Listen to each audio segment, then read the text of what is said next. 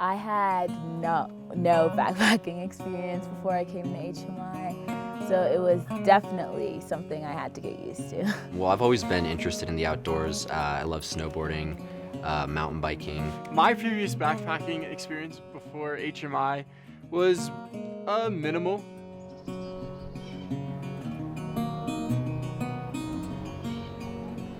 I was super nervous about hiking because I was coming from sea level to a very high elevation, and it was definitely like the heaviest pack that I'd ever carried. I'm scared. I've never gone like I've never been hiking, and to go 2 weeks into it, like for my first time, kind of rough. I've never lived in a tent for 2 weeks straight, never cooked my own food for 2 weeks straight. I'm excited. I couldn't be more excited. To be honest, I don't know why I'm excited. I'm just pumped to go hiking. You know? The nature is unlike anything you've ever seen before. Even a day that's cloudy, somehow it still manages to take my breath away. The beauty here it's just overpowering. Coming from Houston, you never see something like this. This much green, never. And I don't get to travel much, so this is incredible. Like all the sights I've seen since 3 days ago? It's just, wow, you know. Being out in the mountains, from looking at it right now, you don't really get the full scope, but once you're out there, it's just endless. Like sitting on top of a mountain and doing school in front of a beautiful alpine lake or in a beautiful valley, I had no regrets.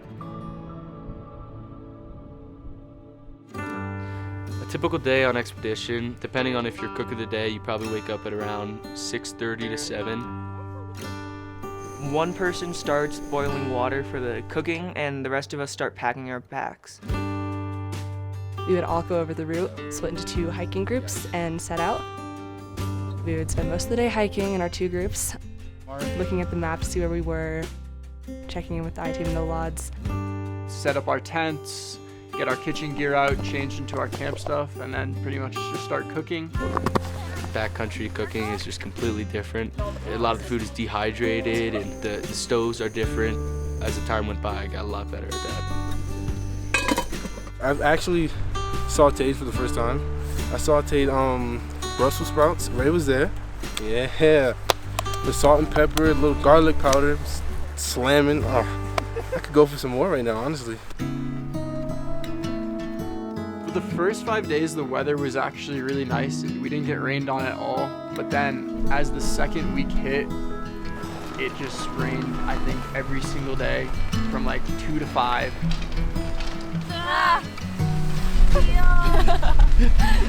That's great. I think I need to keep my glasses off. A little wet. It started raining, which is exciting. We needed some rain, so making sure everything's secure, we call it stormproofing, you know. It was my first big rain of the exped, so there's some excitement to that.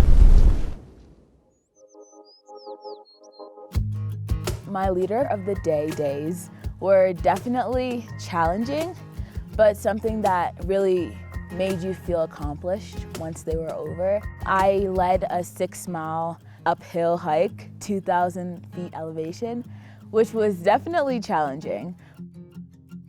You just feel a sense of pride in what you're doing, but also just feel really happy to know that you have the capacity to lead. Yeah. Why do we always pick the farthest campsite? That's because it's got the best view. Before, when I thought of leadership, I kind of thought of it more as getting our group from point A to point B, and oftentimes I would forget about making sure that the whole group is doing well and getting there and feeling good. Don't look at me, look at the map. When you spend so much time with someone, on a backpacking trip and really get to know them, you just realize that any of your original judgments about them were probably wrong. You get to know them a lot better. You really get closer to the people when we're out there with HMI. It's really about building community. Getting to know people on a deeper level than just like physical appearance and what you see on the surface. By like day 2, I was making connections with people that felt like I had known them forever. This trip really made me realize how much I have, and I'm going home a different person.